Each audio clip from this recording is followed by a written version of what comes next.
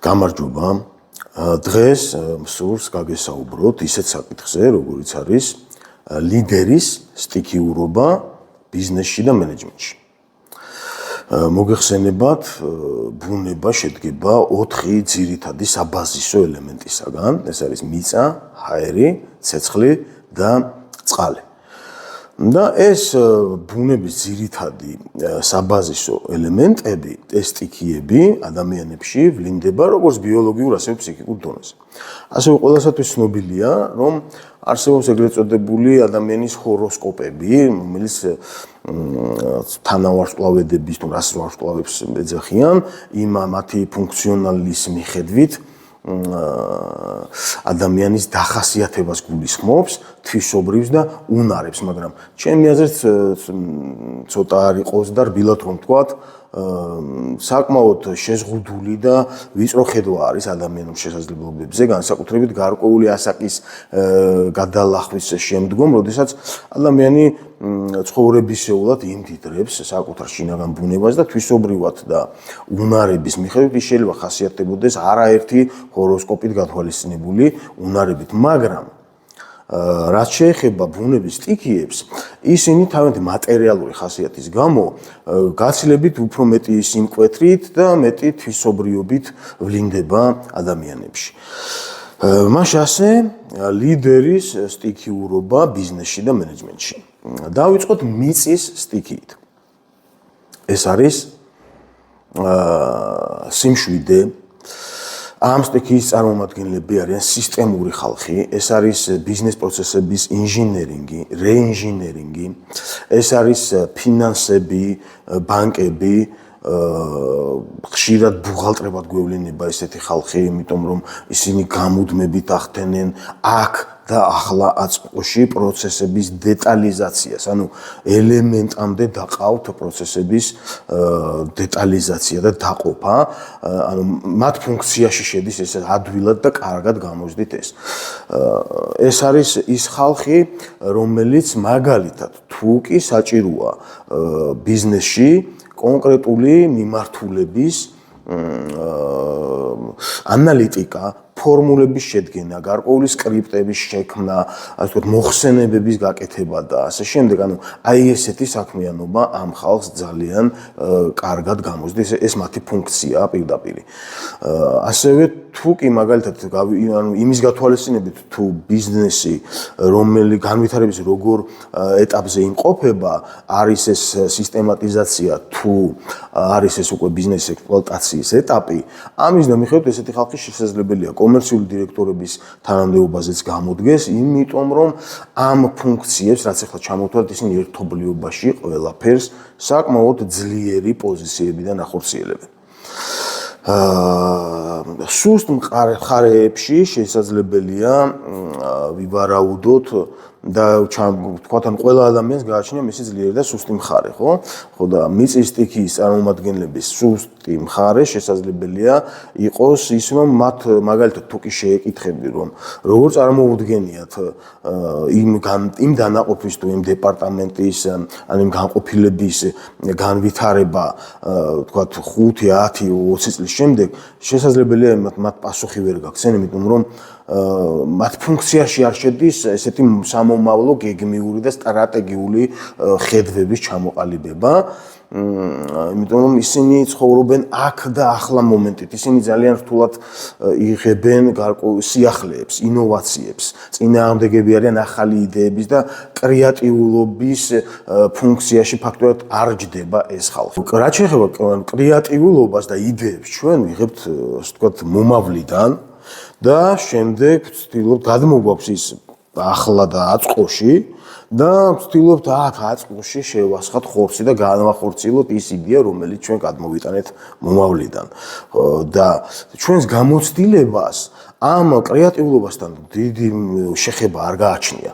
შესაძლებელია ადამიანს არ გქონდეს რაღაც მიმართულებით დიდი გამოცდილება, მაგრამ თუ კი ის მიიღებს და ჩართავს, გააქტიურებს მის ფუნქციას კრეატიულობის, მან შეიძლება საუკეთესო იდეები მოიფიქროს გარკვეული მიმართულებებით. და აი გამოცდილებასთან კავშირში არის ჭკუის ფუნქცია და სწორედ ეს ჭკუის ფუნქცია არის მიწის სტიქიის წარმომადგენლების დამახასიათებელი.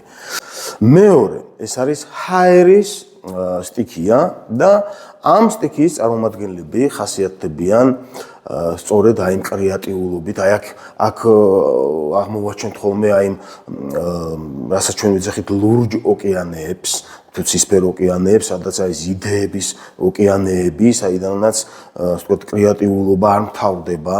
ეს ის ხალხია, რომელიც გამუდმებით ეძებს ახალ კონტაქტებს, ახალ კლიენტებს, ახალ შეხვედრებს. ისინი არ კმაყოფილდებიან აქ და ახლა აწყოში არსებული სიტუაციით და მდგომარეობით და გამუდმებით ეძებენ იმ სიახლეებს, რომელიც მათ მოუტანს იმ ინტერესის დაკმაყოფილებას, რომელიც მათ ფუნქციაში შედის. ანუ სტიქიურად გააჩნია ამ ხალხს ესეთი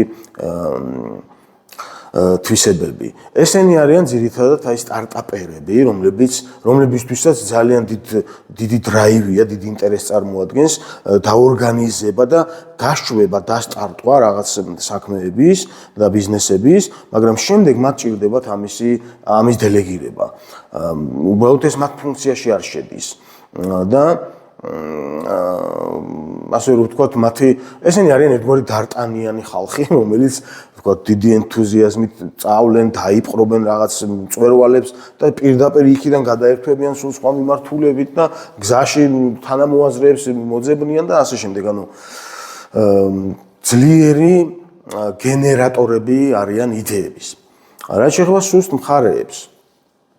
სუსტი მხარეა ჰაერის სტიქიის წარმომადგენლების ის, რომ ეს ხალხი ხშირად აწყდებიან იმ შეკითხვას, რომ თუ კი ესეთი მაგარი ხარ, თუ კი ესეთი მაგარი ტიპი ხარ, მაგარი იდეები გაგაჩნია და ამდენ კარგი იდეების იგონებ, მაშინ შენ თვითონ რატომ არ ახორციელებ პირადად რომელიმეს. და საქმე იმაშია, რომ უბრალოდ ამ ხალხის ფუნქციაში არ შედის მატერიალიზაცია.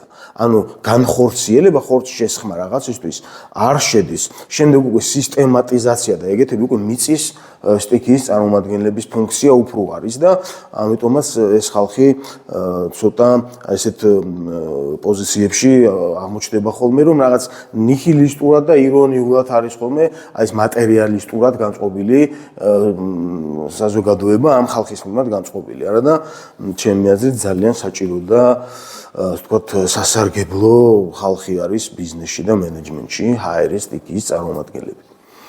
მესამე, ეს არის ცეცხლის სტიქია. ცეცხლის სტიქიის ხალხი არიან ენერგიზერები. მათ შეუძლიათ როგორც ბიზნეს პროცესებს მიაწოდონ ენერგია თავიანთი მოღვაწეობით, ასევე გარშემოყოფებს თანამშრომლებს და თუ გზაზე შემხვედრ საქმიანობის პროცესში, გზაში შემხვედრ ნებისმიერ ადამიანს მოუხტავენ ენერგიით. გარკვეული მოტივატორები არიან და აი მიწის სტიქიის და ჰაერის სტიქიის წარმომადგენლების მიერ დასახულ მიზნებს კარგად აანალიზებენ პერიოდულად და ამ პერიოდის მიხედვით ისინი მათ გააჩნიათ უნარი, რომ ენერგიით უზრუნველყონ მიმდინარე ბიზნეს პროცესები. ეს არის ერთგვარი, ასე ვთქვათ, მეომარი ხალხი. ალბათ ჩემი აზრით, მათი ნაკლი ის არის, რომ მათ ფეთქებადი ხასიათი აქვს, მათთვის ბიზნესი და მენეჯმენტი არის მუდმივი ბრძოლა და ომი და ისინი იმყოფებიან ასე ვთქვათ, მუდმივად რაღაც ემოციებში, რაღაც გარჩევებში, რაღაცების გარკვევებში, რაღაც აი ესეთი კატეგორიის ხალხია და მათ თავიანთი თუ კი ვერ აკონტროლებენ ამ სიტუაციას, შეიძლება როგორც საკუთარ თავს, ასევე სხვებსაც ზიანი მიაყენონ თავიანთი ამ ენერგიით. და ასევე კიდე მინდა აღვნიშნო, რომ ეს ის ხალხია, რომელიც დაუნდობლად უკან მოუხედავად შეუძლია, თუ კი მაგალითად მათი თანამებრძოლი მოკვდა პირობითად, ხო? ანუ დაიღალა და აღარ მუშაობს, აღარ ასრულებს მის პოზიციას, ისინი უკან მოუხედავად დაუნდობლად წვავენ მათ, ანუ ათავისუფლებენ სამსახურიდან. ერთი სიტყვით, ეს ის კატეგორია ბიზნესში და მენეჯმენტში. მეოთხე, ეს არის წყლის სტიქია. წყალი არის სტრუქტურა. ესენი ამ სტიქის წარმომადგენლები არიან ერთგვარი არქივატორები, არქივარიუსები, ერთგვარი ბიბლიოთეკარები, ერთგვარი გვარის ქურუმები. ეს ის ხალხია, რომლებიც ინახავენ ინფორმაციას, ანუ უფრო მეტად წარსულთან მუშაობენ, აწყოში მუშაობენ, მაგრამ წარსულიდან გამომდინარე და ამ ყველაფერს უნახავენ მომავალ თაობებს. მაგალითად, ხშირად არიან HR-ები, HR მენეჯერები, ხშირად არიან წყლის სტიქიის წარმომადგენლები და ეს ის ხალხია, რომელიც ქმნის სასწავლო პროგრამებს მომავალი თაობებისთვის და აი იმ მომსვლელი თანამშრომლისთვის აი იმ დამხვედრ გარემოს ქმნიან. თანამშრომლის მიღების, სამსახურში მიღების სისტემებს ქმნიან დაწესებულებებში და ორგანიზაციებში. და ეს ის ხალხია, რომელიც ინახავს, ასე ვთქვათ, კომპანიის თუ ორგანიზაციის მისიას და ძირითად ბირთვს. ეს არის ის ხალხი, ერთი სიტყვით, რომელიც ინახავს სიწმინდეს, კორპორატიულ კულტურას, ორგანიზაციის შინაგანაწესებს იცავენ და ქმნიან სპეციალურ გარემოებებს, რომ დაცული იყოს ეს ყველაფერი. აი ეს არის წყლის სტიქიის ფუნქცია.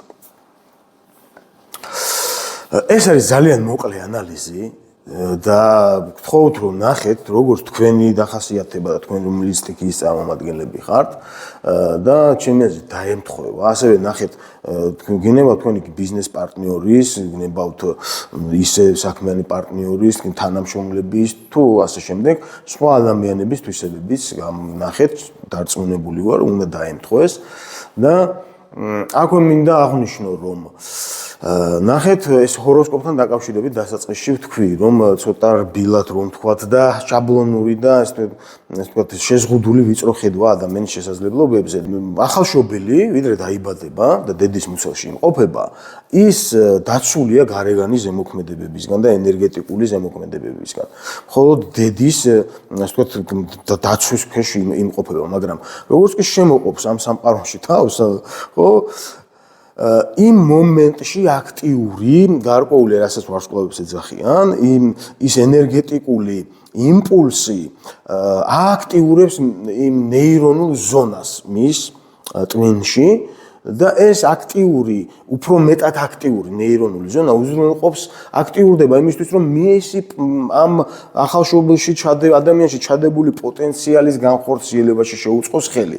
მაგრამ ადამიანი, როდესაც თქვათ გარკვეულ ასაკს გადააბიჯებს, ის უკვე რა თქმა უნდა იძენს სხვა თვისებებსაც და სტიქიები, რომელზეც დღეს ვისაუბრეთ, ჩვენში ადამიანებში არის 4-ვე სტიქია, ერთდროულად არის. ერთი შეიძლება დომინანტურია, მაგრამ 4-ვე სტიქია არის ჩვენში და ჩემი აზრით მიზანია, რომ ლიდერ ადამიანს 4-ვე სტიქიისთვის დამახასიათებელი ფუნქციონალი თვისებები და უნარები გააჩნდეს, ანუ ცხოვრების მანძილზე სასურველია, რომ ლიდერმა ადამიანმა ეს ფუნქციონალი მთლიანობაში შეიძინოს.